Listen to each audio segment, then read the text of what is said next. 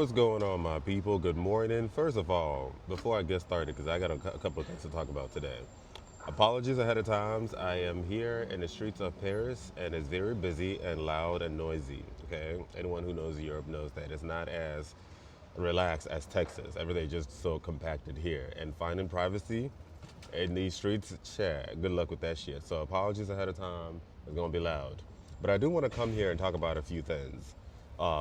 If you are Nigerian, by now, more than likely, you have heard about a 13-year-old girl who passed away in 2018 by the name of Ochanya or Banje or something like that. I hope I'm pronouncing her name right. But for people who don't know, this is a young girl who passed away at age 13 back in 2018 after 5 years of our word from her uncle and her nephew. Okay, so it started when she was 8 years old. She was sent, I think, to go live with her mother's family or something like that, which is very common in Nigeria. Please, and apologies if I'm not getting the full intricate details of the story, chair. But I'm just kind of picking pieces here and there from all the things that I've seen, bloggers and vloggers talking about. And apparently, yes, she was sent to her mother's family and for school. And from the age of 8, her nephew started, and then father, continued, and then until she died from all kinds of complications. And till today, both uncle and nephew have gone scotch-free. No one is holding them accountable on a national level, legal system level, because Nigeria doesn't care. Nigerians don't care. It's just the truth. I know a lot of people will say otherwise, but actions. Because there's no reason why a 13-year-old will be unalived as a result of something like this, and nothing has been done to this girl since 2018. How many years is that, Chad? This is 2025. So it's what? 7 years. For 7 years. Now, fast forward till I think like last week or 2 weeks ago. If you guys don't know, also in Nigeria, there is or was a young boy or young man, I think by the name of, what's his name, sir? Yeah, Hilary. Hilary was unalived in the city of Port Harcourt in Nigeria. This is a young gay man who, I guess, he traveled. This is what I've been picking up on social media, especially on TikTok. He traveled from Owerri, his hometown, to Port Harcourt to go meet someone I guess he met online. And then he went there and he got ketoed. For people who don't know about keto, I've talked about keto before. I'm going to do another episode breaking down what keto is for people who don't know. So keto essentially is when people lure gay men on social media and usually dating apps like Grindr, Jack'd, and so on and so forth. And they lure you to their place and they, do things to you. I want to be careful with my words, and sometimes in the past it used to be just get beaten, your money taken, and now unfortunately it has gotten to the point where people are being unalived. And this guy apparently, according to what I've been hearing, was pushed from some type of store building and he fell and broke his spinal cord, and he was rushed to the hospital and he died. And of course, there is no type of repercussion, no type of accountability whatsoever.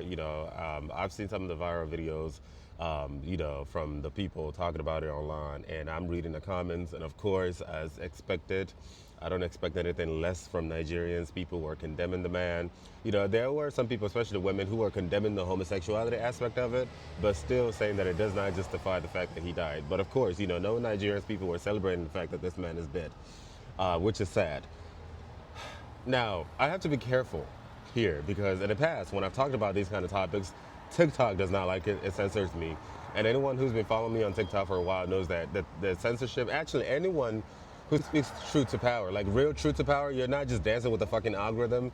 Like, you're not just trying to be famous. Like, the real truth speakers on these social media platforms, damn well that the algorithm be on a whole nother level of bullshit.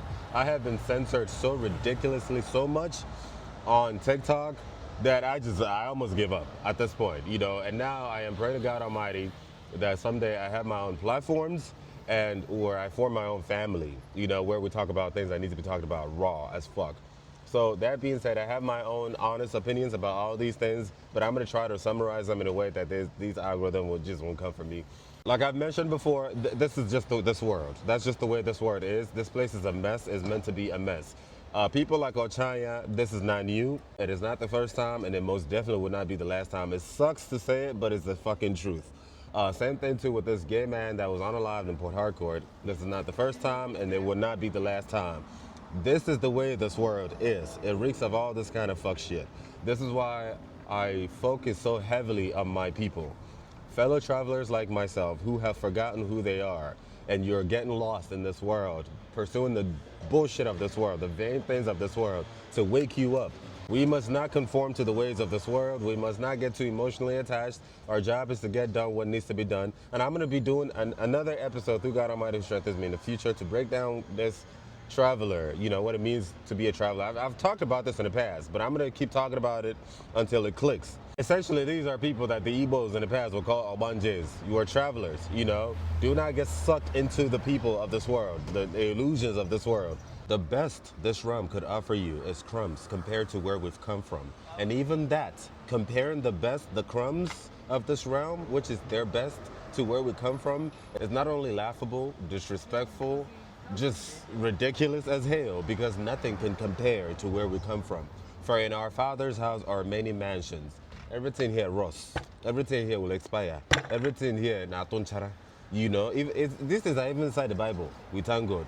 And I say this with nothing but love in my heart to remind you that there's nothing in this world that is worth losing yourself over. Nothing at all. Now, pursuit of fame, money, validations, whatever. This place reeks of malarkey, including but not limited to LGBTQ people who are in the closet or trying to find themselves. There's no reason why you should be intimidated by people who cannot reason for themselves. I mean, imagine being in the closet. I understand people who live in Nigeria because it's a hot mess in Nigeria, but like people who are in the abroads, you're intimidated by people back in Nigeria, a country where a 13-year-old was unalive for something so heinous and yet no justice whatsoever. No one has given her a voice because she's a child of a nobody.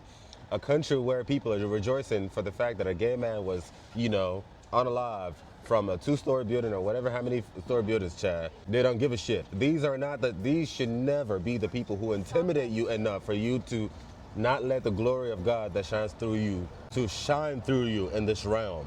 Imagine how shameful it would be for your soul to journey to this realm and then go back home empty-handed, not being able to accomplish what you came to this realm to do because you got here and got sucked into the ways of this world and consumed by ego and fear. And you just wasted that travel. You just wasted it. And then you're going back home to our maker empty-handed. Can you imagine the type of shame on Judgment Day when you come back home and our creator is looking at you like, what I sent you inside the earth to do, you didn't do it because you were intimidated by all kinds of nonsense, even though I sent Jesus to explain it to you that you should never be afraid of anything. Imagine how shameful it will be. Our souls have journeyed here to play or dance or work, whichever terminology you used to understand it. Don't, again, like Eckhart Tolle says all the time, don't hold on to my words because words are signposts. You know, we're here to do work, okay? And the way to work is within you specifically. And I've done a good job breaking this down in the past, and I'm gonna keep talking about it and talking about it. You have to find it. It was within you. You must work like you, 100%. The word will come for you. They'll say all kinds of shit. They'll say that you're not man enough, you're not a bad bitch enough, you're not rich enough, you're not smart enough, you're not beautiful enough, all that shit. It is the job for the people of the world. That's their job. That's what they do. They did it to Jesus. Who are you to not collect your own? So, but the more you work on yourself, Chad, the more you find it all entertaining. Let's do the work and go home. That's what I'm going to say today, Chad, because I have way more to say, but these algorithms, shout out to all the content creators out there. You know damn well that these algorithms are our bosses, okay? If you get it, you get it. If you don't, you don't. Anyway, Uche, peace and love.